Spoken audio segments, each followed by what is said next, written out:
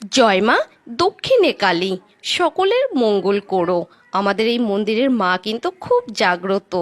আসছিল আমাদের পাড়ার পুজো, সকলেই খুব ব্যস্ত। আমিও সকাল সকাল স্নান সেরে বসে পড়লাম পায়ে আলতা পরতে। বিবাহিতা মেয়েদের আলতা সিঁদুর ছাড়া কিন্তু সাজটা পুরোটাই বেমানা। এদিকে দেখো, চম্পা দিদি ভাই পুজোর সমস্ত কিছু গুছিয়ে ফেলেছে ঠাকুরের ভোগের জন্য। সঙ্গীতা, কাকিমা, আমরা সকলেই মজা করতে করতে কাজ করছি। এদিকে করুণা দিদি ভাই, পুরোহিত দাদু, পাড়ার কাকিমা, মাসিমা সকলেই সকাল থেকে খুব ব্যস্ত। আসছিল আমাদের শীতলা পুজো, সকাল থেকেই খুব গরম, কিন্তু তার মধ্যে খুব শান্তি।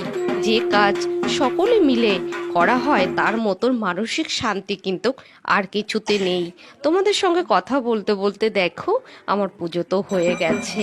তোমরা কে কোথার থেকে দেখছো অবশ্যই লাইক কমেন্ট শেয়ার করো।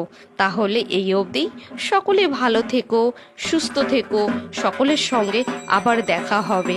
তাহলে টাটা।